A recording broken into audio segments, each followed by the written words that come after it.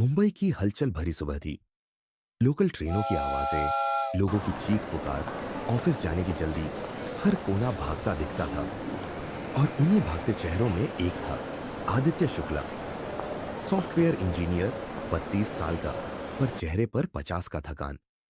रोज की नौकरी, बॉस की डांट, घर की जिम्मेदारियां, और मन में एक ही सवाल, क्या जिंदगी बस इतनी ही है? आदित्य एक आम इंसान था, लेकिन उसके अंदर कहीं गहराई में वो बेचैनी थी, जो कुछ असाधारण की तलाश में थी। वो अक्सर सोचता, क्या भगवान वाकई कुछ तय करते हैं या हम सब बस संयोग हैं? वो यह सवाल खुद से पूछते हुए अपनी जिंदगी की सबसे उलझी गली में दाखिल होने वाला था। एक रात आदित्य ऑफिस से देर से लौट रहा था।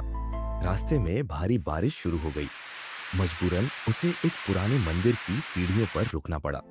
वहां कोई नहीं था, बस एक बूढ़ा पुजारी बैठा था। गेरुए कपड़े, सफेद दाढ़ी और आंखों में अजीब सी चमक। पुजारी ने बिना पूछे आदित्य से कहा, तू बहुत सोचता है ना कि भगवान की योजना क्या है? आदित्य चौंका, आपको कैसे पता? पुजारी मुस्कुराया, क्योंकि तू खुद को साधारण समझता है, पर योजना में तुझसे असाधारण काम करवाना लिखा है। आदित्य ने मजाक उड़ाते हुए पूछा, क्या काम? समय आने पर खुद समझ जाएगा, बूढ़ा बोला, और फिर जैसे अंधेरे में गायब हो गया। आदित्य ने सोचा, शायद वह सपना था, लेकिन अगली सुबह से उसकी जिंदगी बदलने लगी।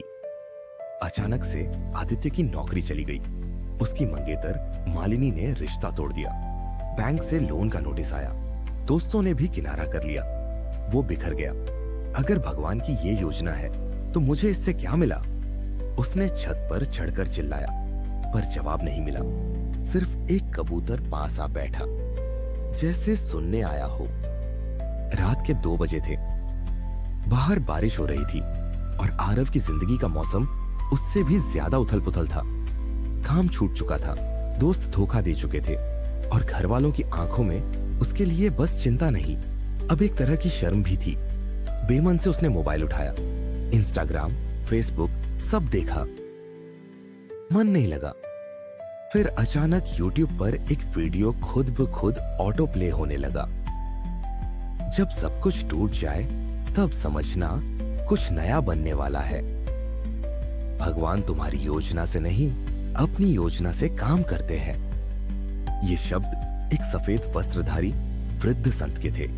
उनके चेहरे पर गहरी शांति थी और आवाज में ऐसा अपनापन जैसे वह किसी अपने से बात कर रहे हो। आरव का ध्यान खींच गया। संत ने आगे कहा, दुख, अपमान, अकेलापन, ये संकेत है कि तुम्हारा मार्ग बदलने वाला है।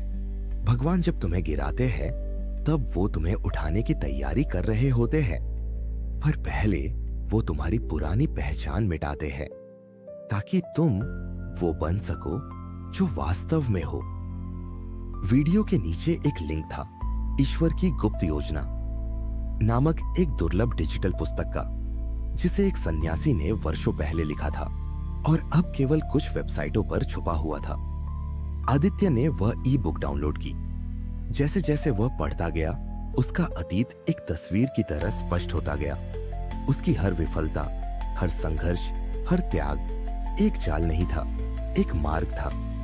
उस किताब में एक पंक्ति थी जिसने उसका दिल छू लिया, जिन्हें दुनिया छोड़ देती है, ईश्वर उन्हें चुनते हैं। उसी क्षण आदित्य समझ गया, वह टूटा नहीं है, बल्कि वह गढ़ा जा रहा है। अब आदित्य की दृष्टि बदल चुकी थी। अगले ही दिन वह एक स्थानीय एनजीओ के पास गया, जिसने युवाओं के लिए स्किल ट्रेनिंग प्रोग्राम चला रखा था। उसने वहां स्वयंसेवक के तौर पर काम करना शुरू किया। पहली बार उसने पाया कि वह बिना किसी स्वार्थ के किसी के लिए कुछ कर रहा है, और यह उसे भीतर तक सुकून दे रहा था। धीरे धीरे आदित्य ने अपनी सोशल मीडिया प्रोफाइल को एक आध्यात्मिक यात्रा में बदल दिया। उसने उस किताब की महत्वपूर्ण बातों को छोटे वीडियो में बदलकर पोस्ट करना शुरू किया। उसके फॉलोअर्स बढ़ने लगे, लेकिन इस बार शोहरत नहीं, उद्देश्य उसकी प्रेरणा थी।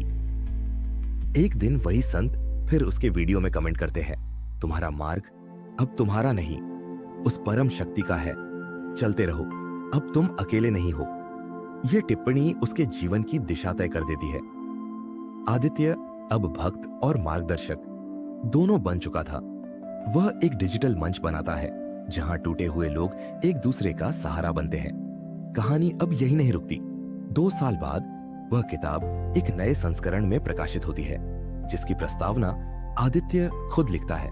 उसका नाम अब एक प्रेरणा बन चुका है और उसकी पहचान एक गवाही है उस अदृश्य शक्ति की, जो हमें तब भी देख रही होती है जब हम खुद को खो चुके होते हैं। जब जिंदगी समझ से बाहर हो जाए, तब भरोसे में रहिए। हो सकता है यही वो मोड़ हो जहां भगवान की योजना आपकी योजना से मिलने वाली हो। अगर ये कहानी आपके दिल को छू गई हो तो इसे लाइक करें, चैनल को सब्सक्राइब करें और उन लोगों तक पहुंचाइए जो खुद को टूटा हुआ महसूस कर रहे हैं। शायद ये कहानी उनके लिए भी एक नई शुरुआत हो।